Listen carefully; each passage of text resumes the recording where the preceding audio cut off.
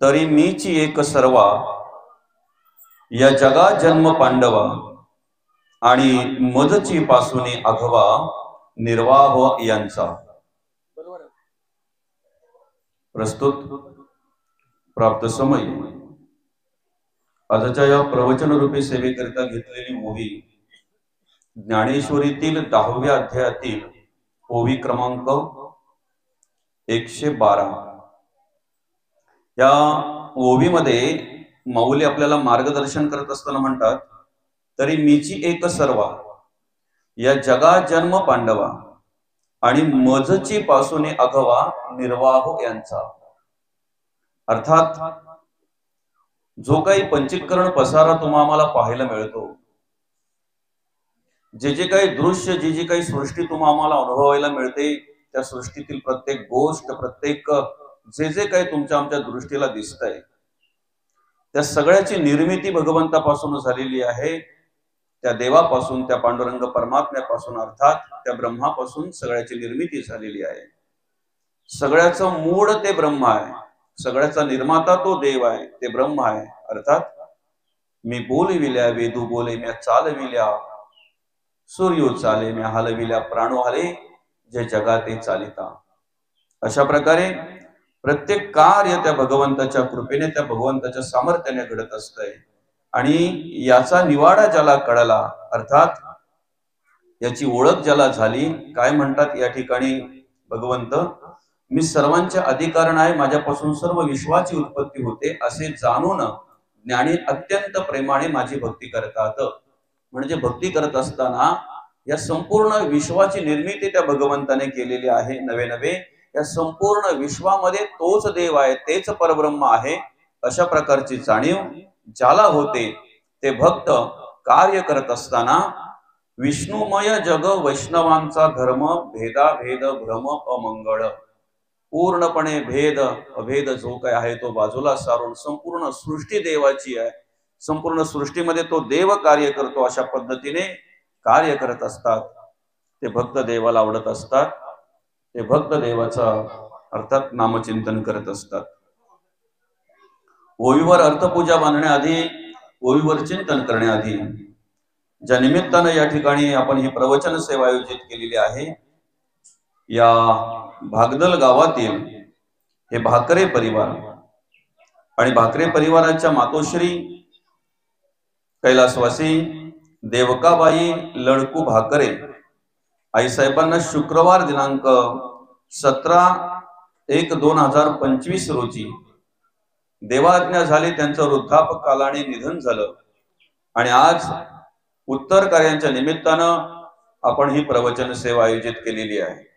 आईंच्या पाश्चात त्यांची मुलं असतील, अर्थात आमचे बाळूदादा असतील, गुरुनाथ दादा असतील, त्यांची मुलगी कांताबाई असेल, संपूर्ण हा भाकरे परिवार, अर्थात त्यांचे पुतणे नातवंड, हा संपूर्ण भाकरे परिवार।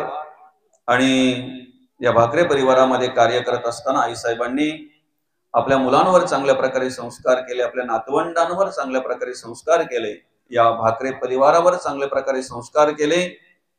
आईने या मुलांसाठी किती संपत्ती कमवून ठेवली, यापेक्षा या मुलांवर धर्माचे कार्य करण्यासाठी, देवाचं कार्य करण्यासाठी कशा प्रकारे संस्कार केले हे महत्वाचं असतंय। आणि अशा प्रकारचे अतिशय उत्तम संस्कार या ठिकाणी आई साहेबांनी या परिवारावर केलं। आणि वयाच्या जवळजवळ 90 ते 91व्या वर्षी आई साहेबांनी तुमचा आमचा निरोप घेतला, वृद्धापकाळाने त्यांचं निधन झालं। खऱ्या अर्थाने आई साहेबांनी या ठिकाणी कार्य करत असताना मुख्य जो माणसाचं अर्ध कर्तव्य आहे, माणसाला हा देह, हा मनुष्य देह भगवंताने ज्यासाठी दिलेला आहे, भगवंताचं नामचिंतन करावं, देवाचं कार्य करावं, धर्माचं कार्य करावं, यासाठी भगवंताने आम्हाला हा नरदेह दिलेला आहे। आणि ते कार्य आई साहेबांनी केलं, कारण आई माळकरी होत्या, हरिभक्त परायण होत्या, त्यांनी त्यांच्या आयुष्यामध्ये अतिशय चांगल्या प्रकारे कार्य केलं। आताच आपल्या बाबांनी सांगितलं की माणूस किती जगला याला महत्व नाहीये, तो कसा जगला याला विशेष करून महत्व असतो।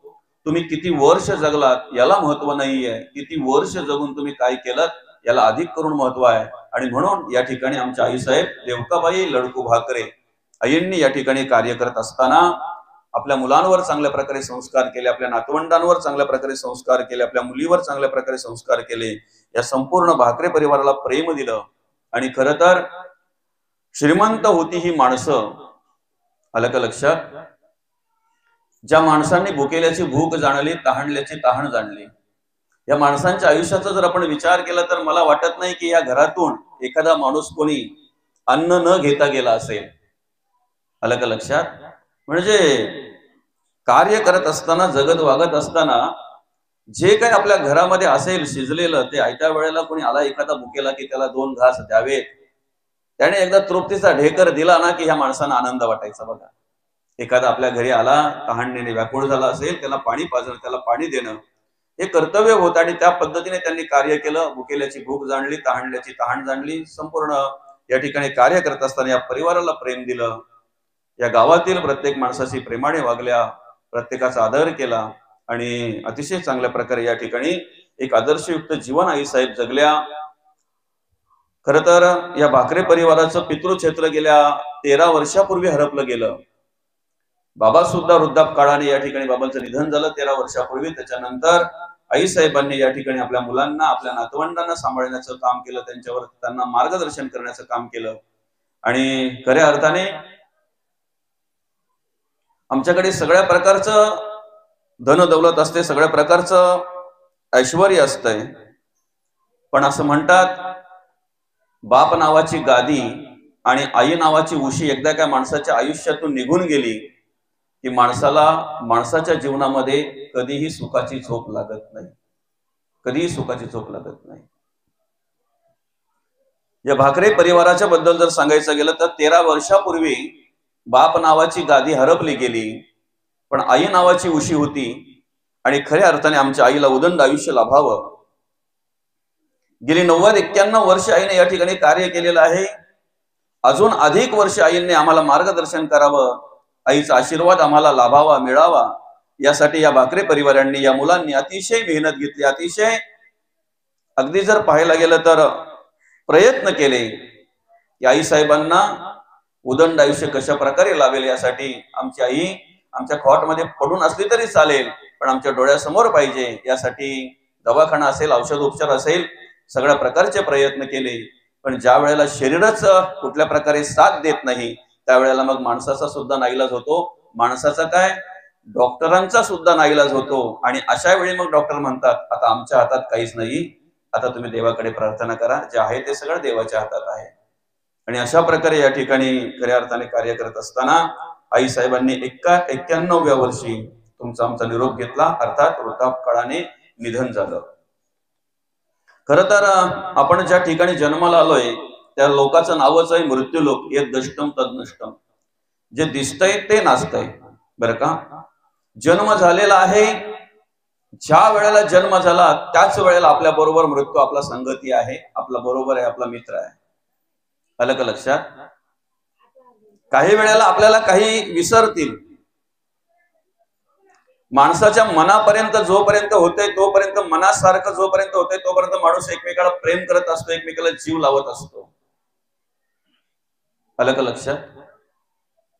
त्याचं प्रेम ओसांडून जात असते जोपर्यंत मनासारखं होतंय तोपर्यंत. पण मनाविरुद्ध झालं की त्या ठिकाणी माणसाचं मन दुखावलं जातंय. कितीही जीवाचा असेल तरी तो तुटला जातो, तो विसरला जातो. पण जन्म झाल्यापासून एक मित्र आपला असा आहे की आपण कसाही वागलो, कसाही जगलो तरी तो शेवटपर्यंत आपली साथ सोडत नाही. त्या मित्राचं नाव आहे मृत्यू. तुम्ही कसेही वागा, कसेही जगा, तुमची साथ सोडत नाही. तो त्याला सांगितलेला आहे जन्म झाल्यापासून ह्या माणसाच्या बरोबर, या जीवाच्या बरोबर राहायचं आहे. आलं का लक्षात. आणि तो असतोच असतो.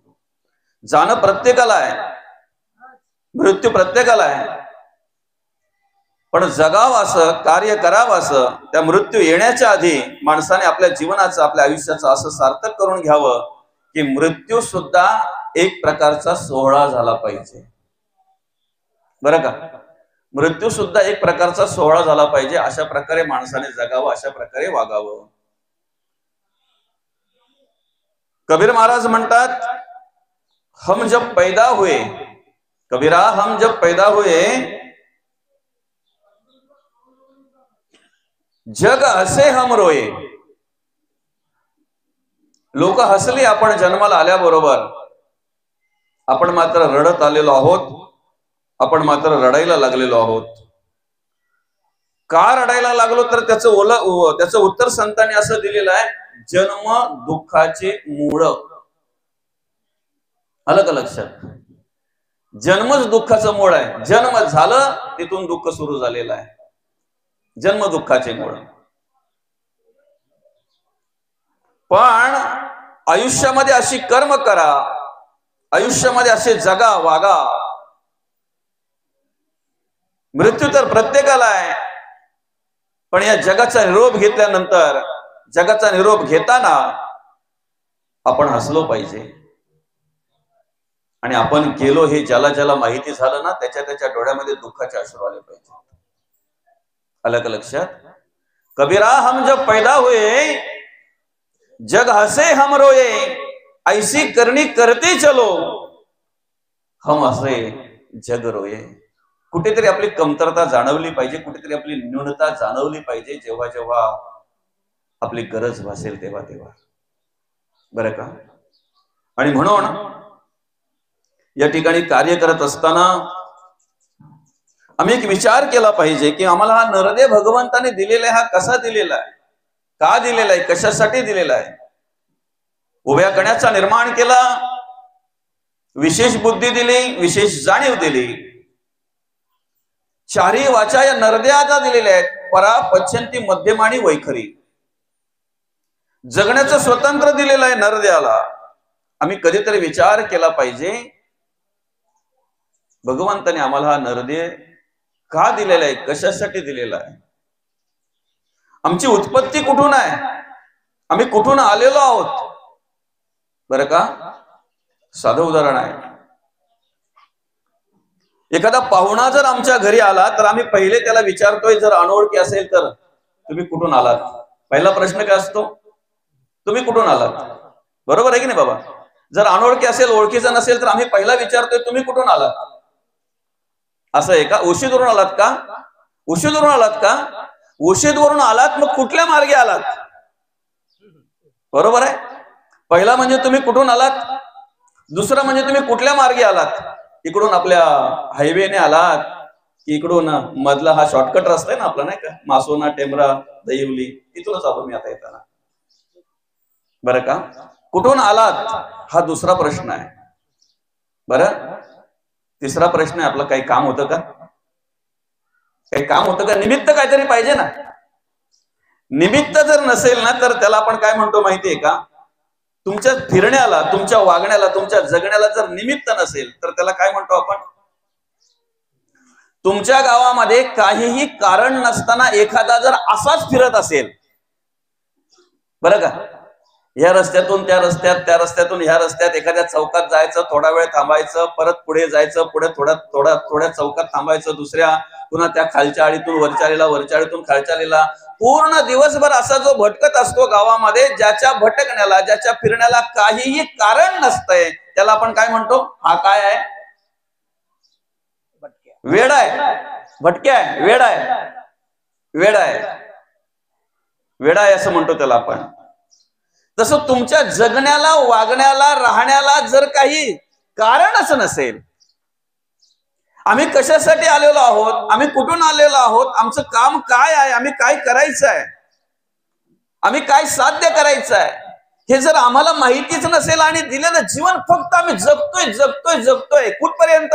मृत्यू येईपर्यंत जगतोय, पण त्या जगण्याला काहीही कारण जर नसेल तर सांगा त्या वेड्यामध्ये आणि आमच्यामध्ये काय फरक आहे? काय फरक आहे त्याच्यात आणि आमच्यात? आलासी कोठोनी जासी कवण्या रे ठाया, घरदार नव्हे तुझी अवघी लटकीच माया. सावध होई बापा, काळ लागला मापा, प्रपंची गुंतू नको, पाय बुडत असे पापा. नुसतं पाहुणा जर आला तर आम्ही पहिले विचारतोय तुम्ही कुठून आलात, गाव कोणतं तुमचं, येण्याचा मार्ग कोणता, तुमचं काही काम होतं का. तसं कधीतरी आम्ही स्वतःला विचारलंय का, आम्ही आलोय कुठून? कुठून आलोय आम्ही? आम्ही कुठपर्यंत जातोय माहितीये का? अमुक अमुक गावात, तिथे आईच्या गर्भातून, पित्याच्या रेतातून, अन्नात, जमिनीतून, शेवटी भगवंताने साथ सोडल्यानंतर हा देह कुठे जातो? साखळी बघा कशी आहे. कुठून आलात? उशीद मधून, भागदल मधून, भागदल वरून आलेलो आहे. पण भागदल मध्ये आलात कुठून? आईच्या गर्भातून, पित्याच्या रेतातून, अन्नातून, अन्न जमिनीतून. एकदा भगवंताने आमची साथ सोडली की शेवटी देहाची मातीच ना. पण ह्या मधल्या काळामध्ये आम्हाला सांभाळतोय कोण? आमची उत्पत्ती करतोय कोण? आम्हाला जन्माला घालतोय कोण? आम्हाला हे सगळं काही कार्य करण्यासाठी सामर्थ्य देतोय कोण? कोण सामर्थ्य देतोय? आज पंचभूत कार्य करताना दिसतात.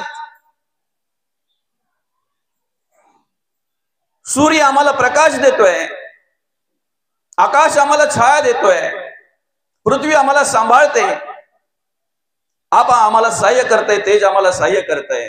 पंचभूत आमच्यासाठी कार्य करत आहेत. आज या संपूर्ण सृष्टीवर 84 लक्ष जीवयोनी आम्हाला कार्य करताना दिसते. पण कधीच आमच्या अंतःकरणामध्ये असा विचार येत नाही की याचं मूळ काय आहे, याची निर्मिती कुठून आहे, याला सांभाळतोय कोण? ईश्वरे केवढे सूत्र केले, सूर्यबिंब धावाया लाविले आणि दुपटा करवी धरविले अगाध पाणी. कसं सूत्र केलंय बघा भगवंताने, बरं का? विशेष म्हणजे काय माहितीये का? त्या सूर्याला लावून दिलेलं कार्य सूर्य बरोबर कळतोय, पृथ्वीला लावून दिलेलं कार्य पृथ्वी बरोबर कळते. आप आपाचं कार्य करते, तेज तेजाचं कार्य करते, वायू वायूचं कार्य करते, आकाश आकाशाचं कार्य करते. प्रत्येक भूत जे आहे, ज्या पद्धतीने त्याला ते कार्य लावून दिलेले ते कार्य प्रत्येक बरोबर करते. सूर्योदयाच्या वेळेलाच सूर्योदय होतोय, सूर्यास्ताच्या वेळेला सूर्यास्त होतो. पृथ्वीची जी फिरण्याची गती आहे ती बरोबर त्याच पद्धतीने आहे आणि त्याच पद्धतीने आमचं पंचांग सगळं कालचक्र चालत असते बघा. त्याचप्रमाणे कालचक्र चालत असतंय. या ठिकाणी जगत वागत असताना काहीतरी आम्हाला वेगळ्या प्रकारचं चित्र पाहायला मिळालं, वेगळ्या प्रकारचं दृश्य पाहायला मिळालं की आम्ही विचार करतोय संपूर्ण जग बदलला, आता पहिल्यासारखा राहिला नाही. सहज बोलून जातोय आम्ही. काय बोलतोय? सगळं बदललं, आता पहिल्यासारखं काही राहिलं नाही. पण याचा शोधबोध घेत नाही आम्ही की नेमकं बदललंय काय, काय बदललंय नेमकं. याचा कधीतरी विचार केलाय आपण? नेमकं बदललंय काय? सूर्य बदललाय का बरं? सूर्य बदलला असतं तर कधीतरी 12 वाजताच मावळला असता दुपारची. काय सूर्य बदलला असतं तर कधी कधी रात्रीचेच उगवला असता 12 वाजता. सूर्यास्ताच्या वेळेला सूर्यास्त होतोय आणि सूर्योदयाच्या वेळेला सूर्योदय होतोय. पृथ्वीची बरोबर जी काही कालचक्र आहे, ज्याप्रमाणे ते फिरण्याची गती आहे त्याप्रमाणे ती फिरते, त्या पद्धतीने तिचं कार्य चालू आहे. आप आपाचं कार्य करते, तेज तेजाचं कार्य करते, आकाश आकाशाचं कार्य करते. बरं का? पण नेमकं बदललं ते काय? आम्हाला संपूर्ण सृष्टीमध्ये बदल झालेला जो वाटतोय, बदल जो झालेला दिसतोय, त्याला कारण काय आहे? आम्ही 4 युगाचा जर निवाडा घेतला, कृता, त्रेता, द्वापर आणि कली, बरं का? युग बदललं म्हणतोय, पण युग बदललं म्हणजे नक्की बदललं काय? याचा कधी विचार केलाय का आम्ही? आपण बोलतो ना आता युग बदललं, युग बदललं. युग बदललं म्हणजे नक्की काय बदललं बरं? जर सत्ययुगामध्ये केलेलं कार्य आजही जर आम्हाला काही ठिकाणी पृथ्वीवर पाहायला मिळतंय, बरोबर आहे की नाही बाबा? त्रेतायुगामध्ये भगवान श्रीराम कार्याला आले. भगवान श्रीरामांनी केलेलं कार्य आजही आम्हाला त्या पृथ्वीवर पाहायला मिळतंय. आम्ही नाशिकला जातो, आम्ही टाकेतला जातो, आम्ही अयोध्येला जातो. भगवान श्रीरामांनी केलेलं कार्य आजही आम्हाला कधीतरी कुठेतरी पृथ्वीवर पाहायला मिळतंय. त्याच्या पुढे जाऊ आपण. द्वापारामध्ये भगवान श्रीकृष्ण आले, बरोबर आहे की नाही? पांडवकालीन मंदिर आजही आम्हाला पाहायला मिळतात की नाही? ज्या ते कृताचं त्रेताचं द्वापाराचं कार्य जर आजही आम्हाला पृथ्वीवर पाहायला मिळत आहे, तर ज्या पृथ्वीवर आम्ही कार्य करतोय पृथ्वी तीच आहे, पृथ्वी बदललेली नाही. बदलले आप तेच आहे, वायू तेच आहे, सूर्य तोच आहे. ज्या सूर्याने जगद्गुरु तुकोबांना प्रकाश दिला तोच सूर्य आम्हाला प्रकाश देतोय. ज्या सूर्याने माऊली ज्ञानोबांना प्रकाश दिला तोच सूर्य आम्हाला प्रकाश देतोय. कृता त्रेता द्वापार आणि कली आज चारही युगामध्ये सूर्य तोच आहे. सूर्य बदललेला नाही, आप बदललेला नाही, तेज बदललेलं नाही, आकाश बदललेलं नाही. त्याच्याही पुढे जाऊ ना, त्यावेळी सुद्धा आंब्याला आंबेच येत होते, चिकूला चिकूच येत होते, फणसाला फणसच येत होते. आजही आम्ही जे भात पेरतोय, रत्ना पेरला तर आम्हाला रत्नाच मिळतोय, झिनी पेरली तर आम्हाला झिनीच मिळते, मसूर पेरला तर आम्हाला मसूरच मिळतंय. काय मग बदललंय ते? काय बदललाय? तो माणूस. बरोबर आहे की नाही? काय बदललाय? माणूस बदललाय, बाकी सगळं बरोबर आहे. सूर्याला सामर्थ्य देणारा कोण आहे?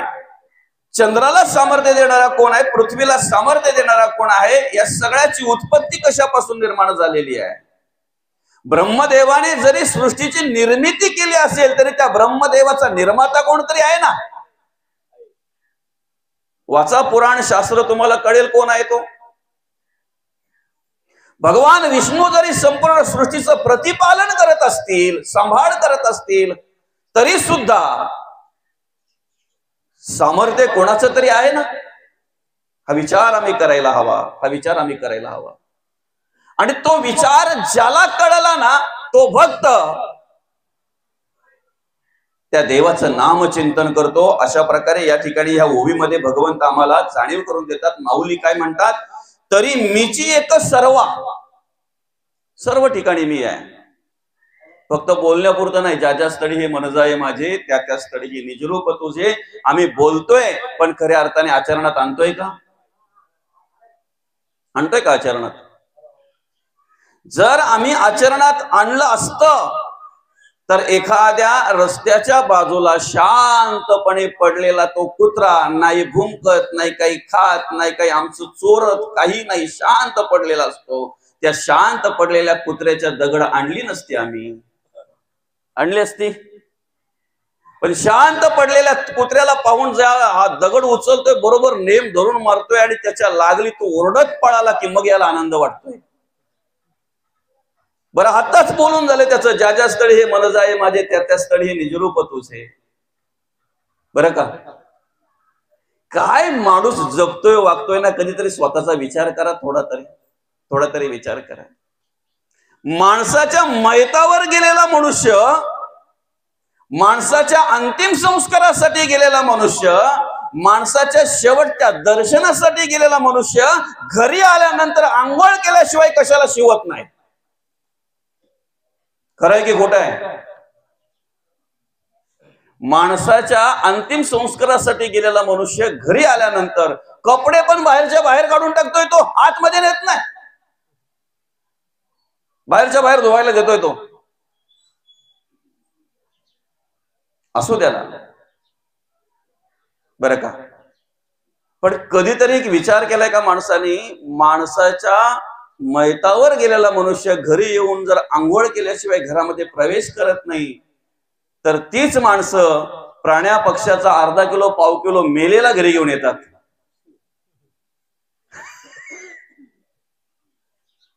मेलेला प्राणी पक्षी घरी घेऊन येतात. विचार करायला पाहिजे ना की आम्ही नक्की काय करतोय. त्याला वैज्ञानिक कारण असं आहे, माणसाच्या अंतिम संस्काराशी घरी आल्यानंतर आंघोळ का करावी? जो मनुष्य गेलेला आहे तो कुठल्या आजाराने गेलेला आहे, कशा पद्धतीने गेलेला आहे ते आपल्याला माहिती नसतंय. त्याचा संसर्ग होऊ नये म्हणून आम्ही आंघोळ करतोय. आलं का लक्षात? शास्त्र असेल त्याला काही, पण महत्वाचं हे आहे, महत्वाचं हे आहे. बर्ड फ्लू आला तरी लोक सोडत नाहीत. पूर्वी बाबा काय व्हायचं माहितीये का, खालच्या आलेला कोंबड्यांना रोग आलाय जर माहिती झालं,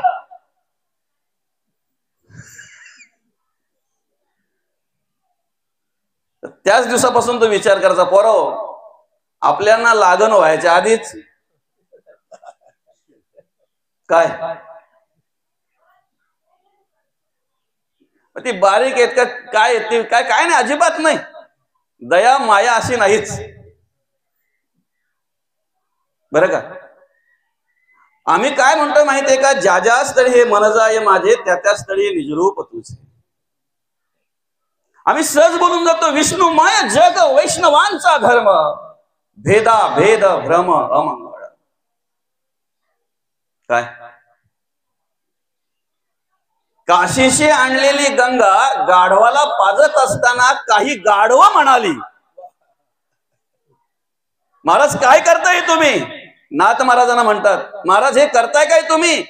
महाराज म्हणतात, त्या देवापेक्षा ह्या देवाला ह्या गंगेची आज नितांत गरज आहे.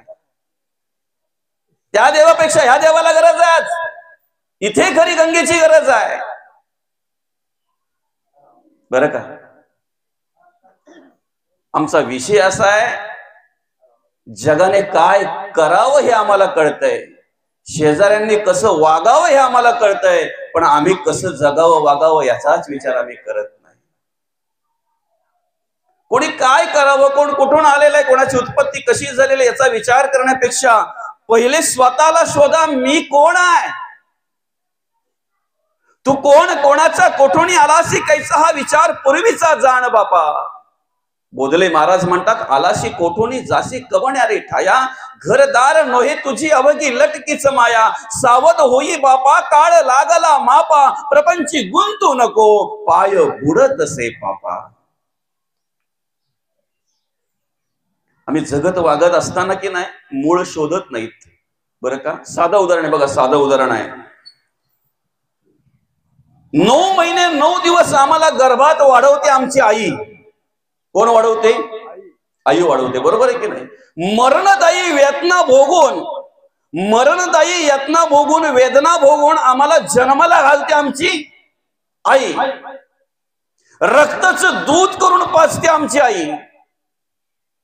त्या बाळाला 2 मिनिटं जर बापाने कधीतरी घेतलं तर ते बोलतंय, नाही इकडे तिकडे कलंडतय, मला अजून बरोबर घेता येत नाही, याला सांभाळतोच. तशाही त्या गोळ्याला, तशाही त्या बाळाला स्तनपान करते, ज्या वेळेला जे पाहिजे ते औषध देते, ज्या वेळेला जे पाहिजे ते, ऐक नाही बरोबर, तिला सगळं काही माहिती असतंय. 9 महिने 9 दिवस गर्भामध्ये वाढवून सुद्धा मरणदायी यातना भोगून जन्माला घातल्यानंतर मात्र त्या मुलाला नाव दिलं जातंय आईचं का बापाचं. कोणाचं, बापाचं नाव दिलं जातंय, आईचं नाही. कोणाचं नाव दिलं जातंय, तुम्ही नाव लिहिताना वडिलांचं नाव लिहिता ना पुढे, माझं नाव दिनेश आत्माराम तारमळे, विद्याबाई नाही, असू द्या ना, हरकत नाही, पुढे वाचू ना, पुढे बघू ना आपण. घराला घरपण देण्याचं काम पुरुष करतोय का स्त्री करतोय, स्त्री बरोबर आहे की नाही. घराला घरपण देण्याचं काम कोण करते, स्त्री.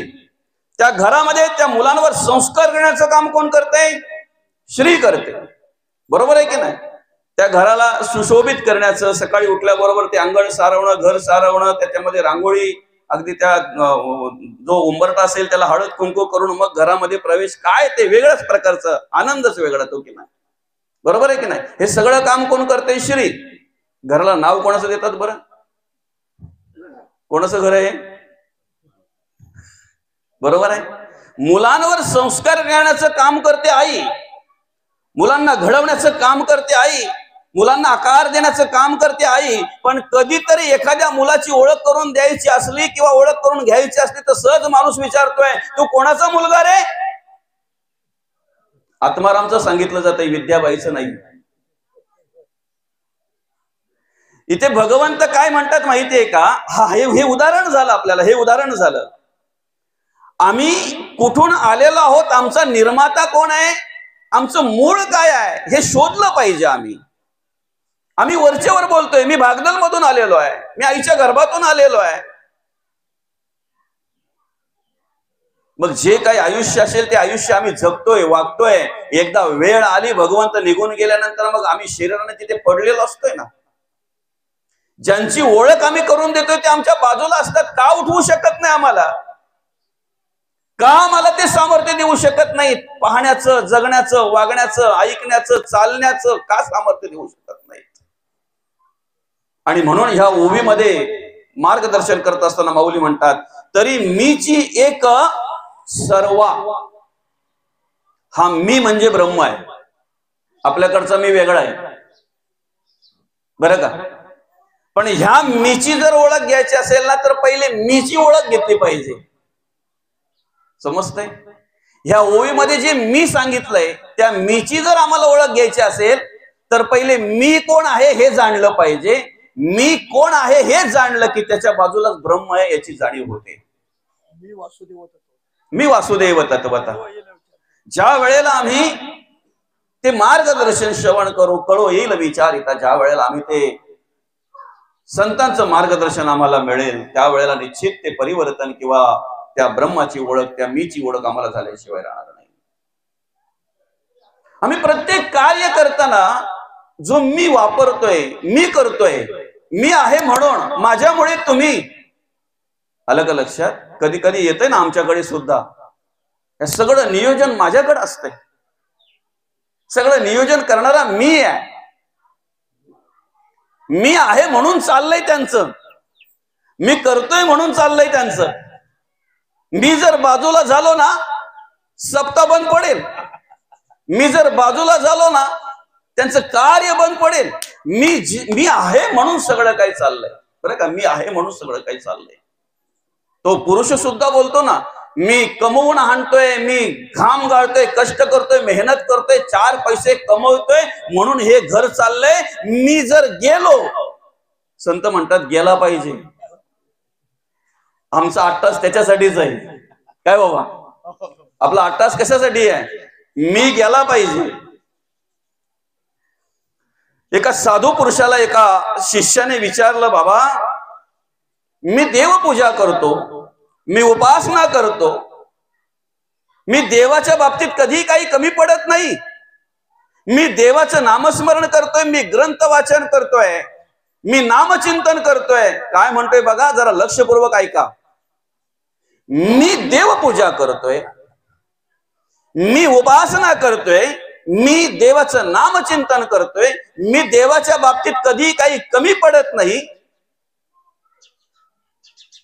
तरी सुद्धा इतरांना जी प्रचिती आहे, आत्मसाक्षात्कार आहे, इतरांना जो परमानंद प्राप्त होतो तो मला का प्राप्त होत नाही? साधूंनी उत्तर दिलं, मी मेल्यावर तुला सगळं मिळेल. काय कळतंय? साधूने काय उत्तर दिलं? मी मेल्यावर तुला सगळं मिळेल. आता याने साधू मारायची वाट बघावी का? जोपर्यंत मी शोधत नाही ना तोपर्यंत या ओवीतील मीची ओळख आम्हाला होणार नाही. मी कोण आहे? समोर चाललेली बैलगाडी होती की नाही, एकाने विचारलं, दादा काय आहे रे ते? म्हणजे बैलगाडी आहे. जर हात लावून दाखव ना मला कुठे बैलगाडी येते. त्याने चाकाला हात लावला बाबा पहिले. बोलतो ही बैलगाडी. तो बोलतो नाही, ते काय आहे?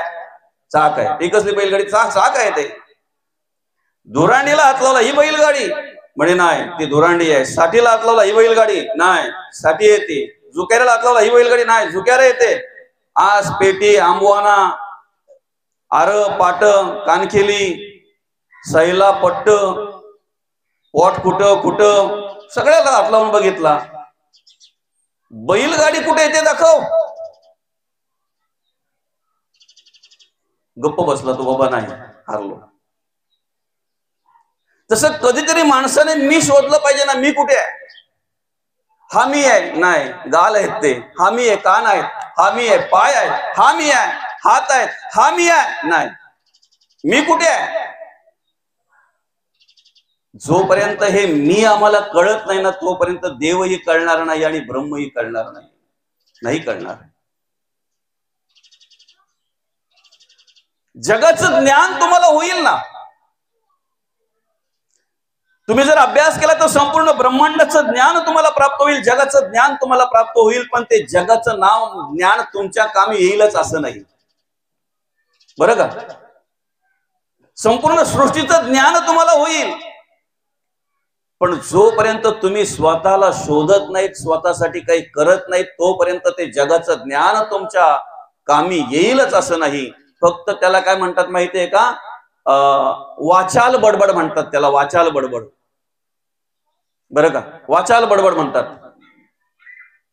जगे सांगे ब्रह्मज्ञान असं काय म्हणतात त्याला.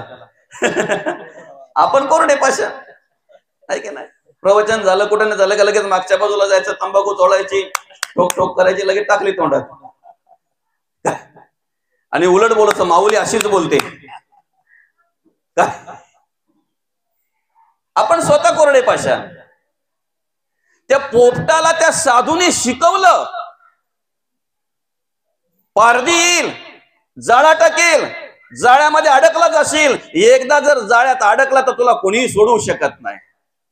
दादा, आयुष्यात कधी गाफील राहू नको. ऐकताय ना? परत परत परत परत त्या साधूने शिकवून त्याचं पाठ झालं, बोलायला लागला तो. दादा, कधी गाफील राहू नको.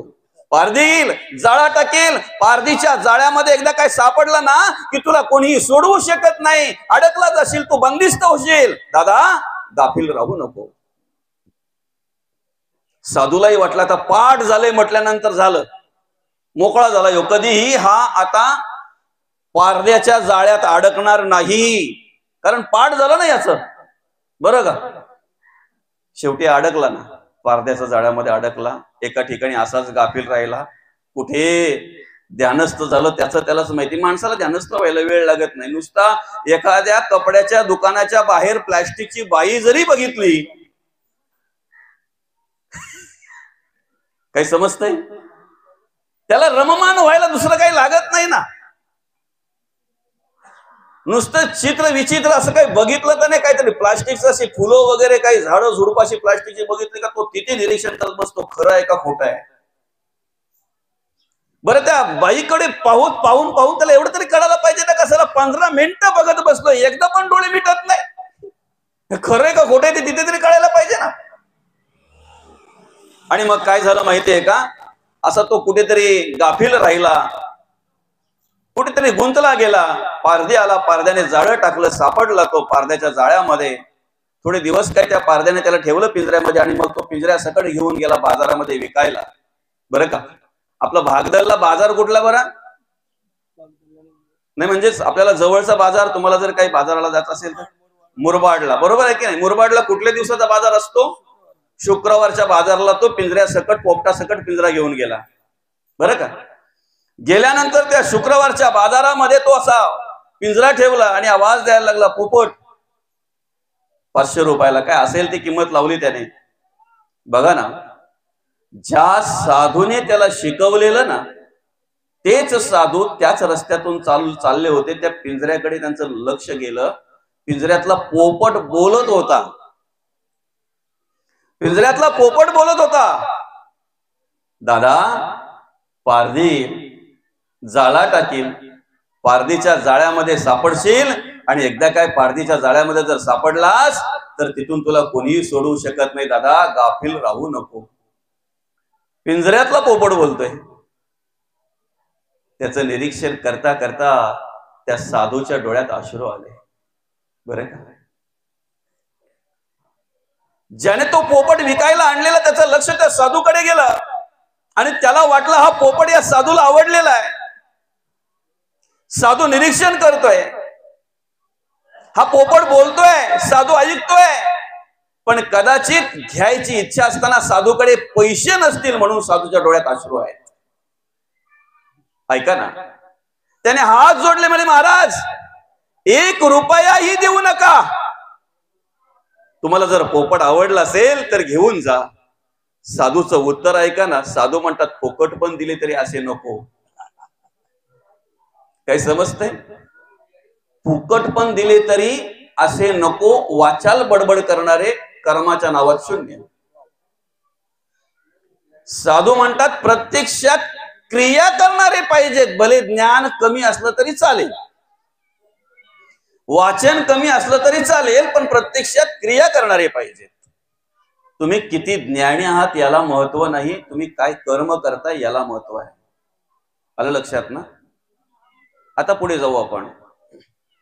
जर ज्ञानाला महत्व असतं, तुमच्या पांडित्याला जर महत्व असतं, ज्ञान पाहिजे ना, आम्ही कसं जगावं कसं वागावं एवढं कळण्यासाठी ज्ञान पाहिजेच, आणि त्यासाठी वाङ्मयाचा अभ्यास केलाच पाहिजे आम्ही. त्याच्यातूनच तर आम्हाला ते आत्मज्ञान प्राप्त होणार आहे ना. पण ज्ञानाची व्याख्या अशी सांगितलेली आहे, ऐक ज्ञानाचे लक्षण. ज्ञान म्हणजे आत्मज्ञान. पाहावे आपणाशी आपण तया नाव ज्ञान. तुम्ही काय करावं हे मला कळतंय, तुम्ही कसं जगावं हे मला कळतंय, पण मी कसं जगावं, मी कसं वागावं, मी माझ्या डोळ्यातून काय बघितलं पाहिजे, मी माझ्या कानातून काय ऐकलं पाहिजे, मी माझ्या मुखातून काय बोललं पाहिजे, प्रत्येक इंद्रियाने माझ्या काय कार्य केलं पाहिजे, हे ज्या वेळेला मला कळतंय ना त्याला आत्मज्ञान म्हणतात. आणि हे आत्मज्ञान आम्हाला परिवर्तन घडवत असते, परिवर्तन घडवत असते. या आत्मज्ञानाने तुमच्या आमच्या अंतःकरणामध्ये परिवर्तन घडत असतंय. मी जर शोधायचं आहे ना तर स्वतःला शोधा, मी काय केलं पाहिजे, जगाने काय करावं, जगाने कसं वागावं हे कळतंय ना माणसाला. आपण कसं वागलं पाहिजे, कसं जगलं पाहिजे हे कळलं पाहिजे. आणि म्हणून मग त्यासाठी काय शोधलं पाहिजे, मी कोण आहे, मी कुठून आलेलो आहे, माझं कर्तव्य काय आहे, मला काय करायचं आहे, मला काय साध्य करायचं आहे. आलासी कोठोनी जासी कवण्यारे ठाया.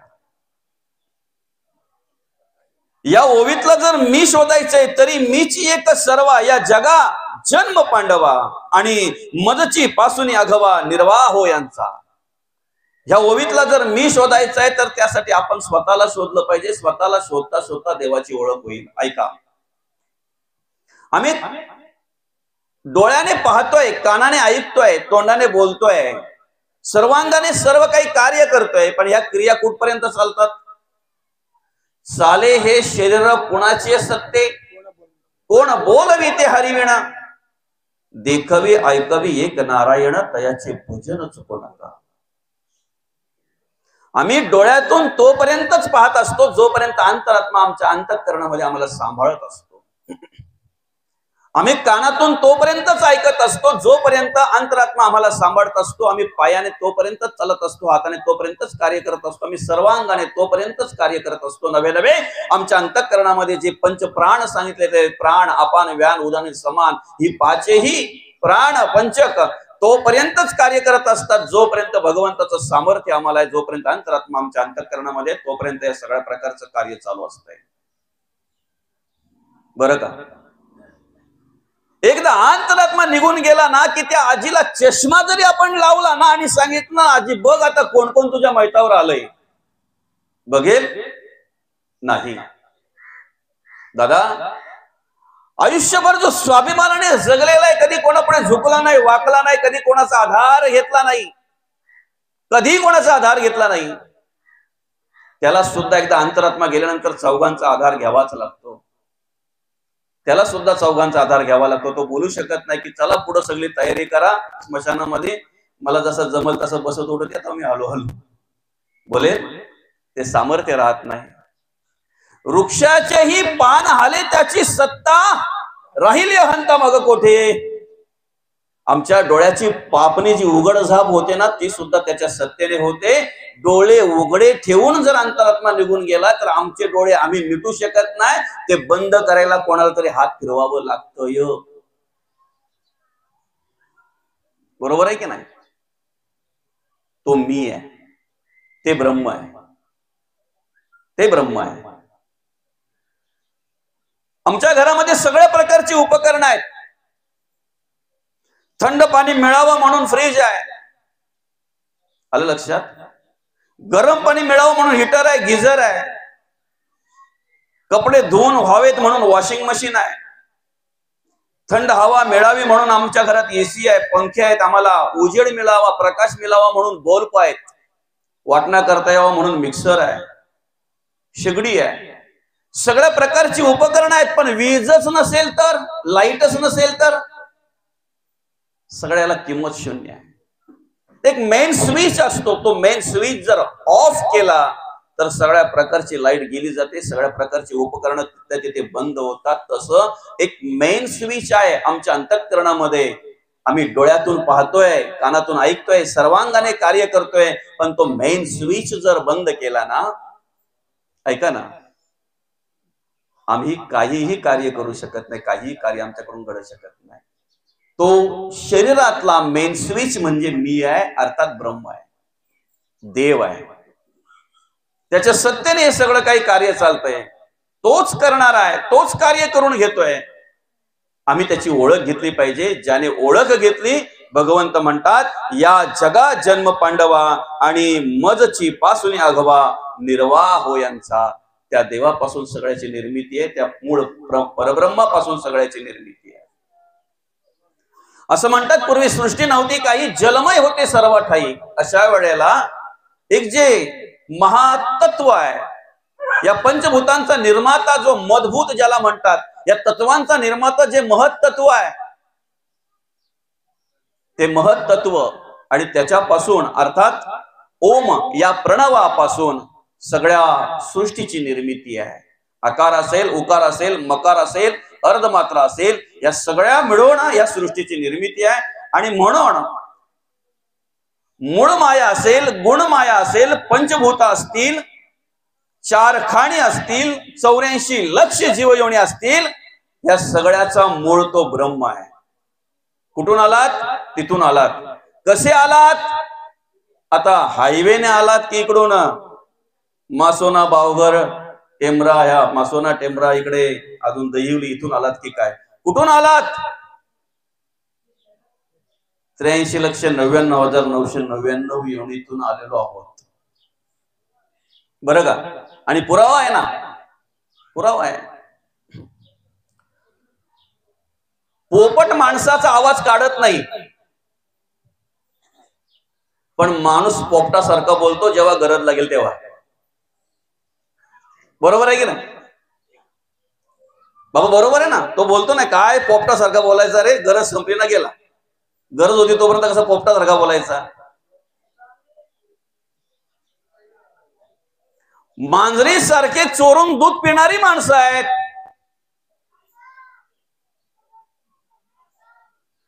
83,99,999 युनिटून आम्ही आलेलो आहेत.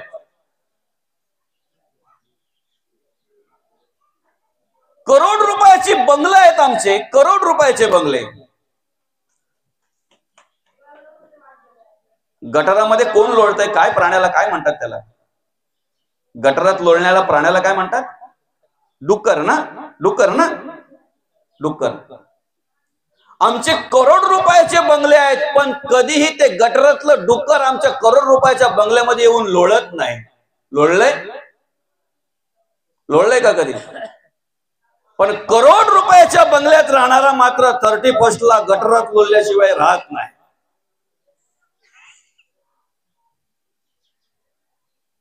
कदाचित तुम्हाला शंका असेल, आम्ही आलोय का त्यांच्यातूनच? नक्की. तर अजून बरीच उदाहरणं आहेत. पशु पक्षी गुणवंत त्यास कृपा करीती. पशु पक्षी परवडले दादा. अवनीच्या टायमाला जर आम्ही सकाळपासून नांगराला त्या बैलांना झोपले, मला सांगा, नांगर ओढतोय कोण?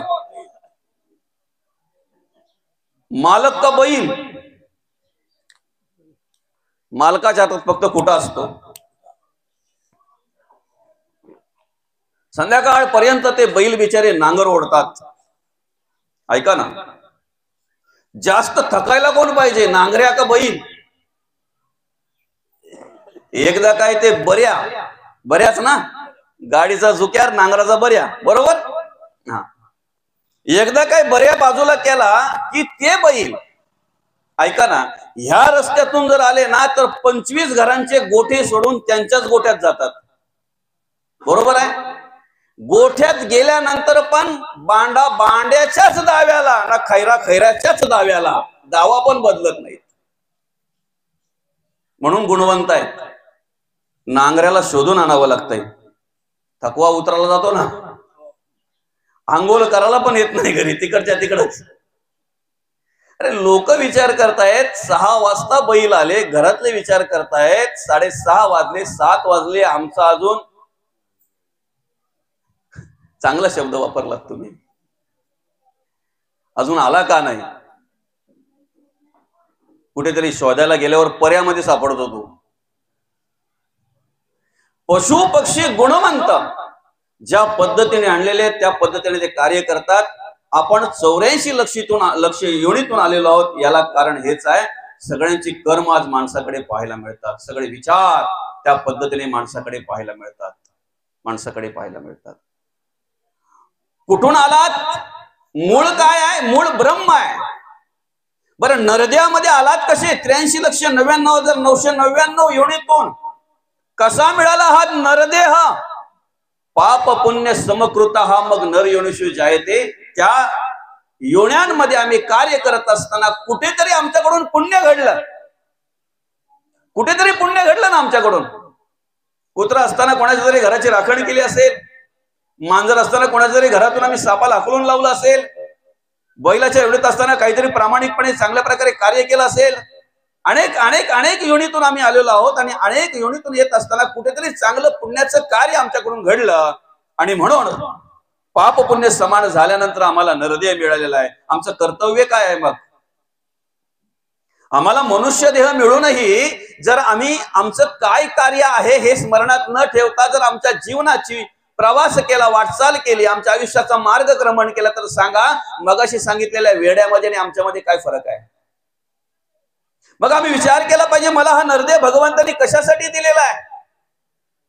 83,99,999 योनीतून बाजूला होण्याचा, मुक्त होण्याचा मार्ग जर असेल तर हा नरदेह हा मनुष्य देह आहे, मनुष्य देह आहे. आलं का लक्षात? पण नेमकं बाबा होतंय काय माहितीये का? मनुष्य देह मिळाला की आम्हाला विषयांची खाज येते. बरोबर आहे की नाही?